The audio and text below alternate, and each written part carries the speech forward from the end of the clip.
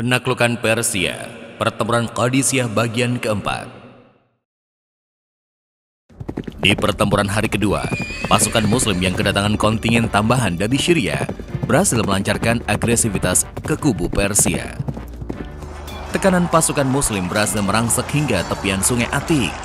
Pada hari kedua tersebut, supremasi pertempuran berada di pihak pasukan Muslim. Memasuki hari ketiga, Persia kembali melibatkan unit khusus mereka, pasukan Gajah. Rustum akan kembali mengambil inisiatif serangan. Bagaimanapun, Panglima tertinggi Sasanid Persia itu mencemaskan moral tempur pasukannya setelah hari kedua. Rustum memerintahkan para perwiranya untuk merebut supremasi pertempuran guna menaikkan semangat tempur pasukannya.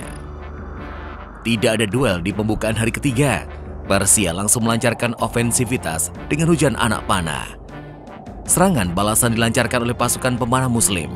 Namun, serangan itu tidak cukup efektif untuk meneror barisan depan Persia.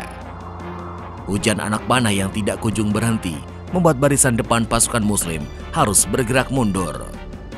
Tensi pertempuran langsung naik dengan majunya gajah-gajah perang. Kemudian di belakang gajah-gajah perang ini diikuti dengan pergerakan infanteri dan kavaleri. Serangan gajah perang membuat kavaleri pasukan Muslim mengalami disorganisasi. Barisan infanteri pasukan Muslim terancam tanpa dukungan kavaleri. Situasi yang kacau di barisan pasukan Muslim menghasilkan celah yang mudah diterobos unit-unit kavaleri Persia. Rustum memerintahkan unit kavalerinya menyerbu bekas benteng tua yang menjadi tempat Sa'ad bin Abi Waqqas mengendalikan pasukannya. Target dari kavaleri Persia adalah menangkap atau membunuh pemimpin tertinggi pasukan Muslim. Beberapa unit kavaleri pasukan Muslim segera menutup pergerakan kavaleri Persia. Menyadari bahaya yang mengancam panglimanya, unit kavaleri pasukan Muslim mengerahkan segala potensinya mendesak mundur unit kavaleri Persia dari sekitar benteng. Keberadaan gajah-gajah perang membuat koordinasi kavaleri dan infanteri menjadi kacau. Karena itulah, saat memerintahkan Al-Qaqa dan Asim bin Amr membawa unitnya menyerang pasukan gajah. Pasukan gajah Persia dikelilingi oleh unit-unit infanteri. Al-Qaqa memerintahkan sebagian unit pasukannya menghadapi infanteri pelindung gajah perang. Al-Qaqa dan Asim bin Amr membawa sebagian unitnya yang lain menerobos barikade infanteri Persia.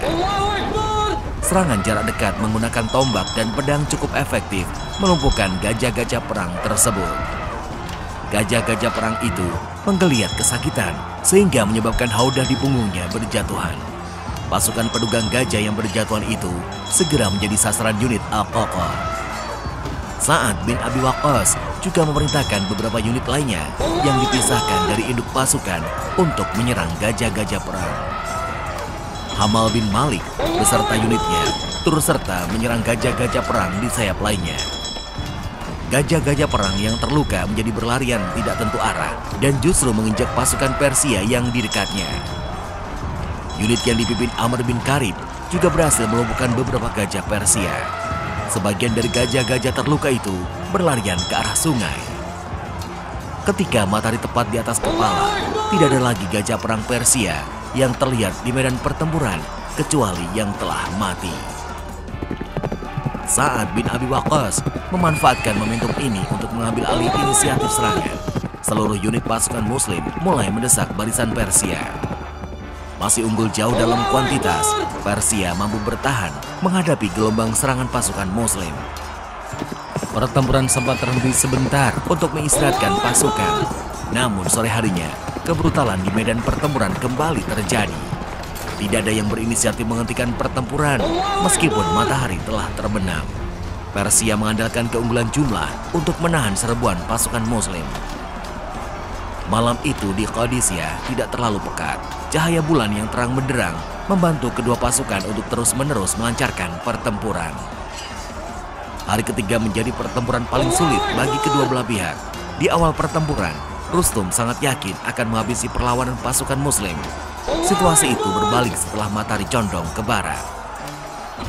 Kontak senjata berlangsung hingga melewati tengah malam. Dalam kondisi ini, stamina pasukan akan menentukan jalannya pertempuran. Pertempuran berhenti menjelang terbitnya matahari. Kedua belah pihak menderita korban jiwa yang besar dalam pertempuran hampir 24 jam. Setelah 3 hari pertempuran yang brutal, hasil akhir di Qadisiyah masih sulit diprediksi.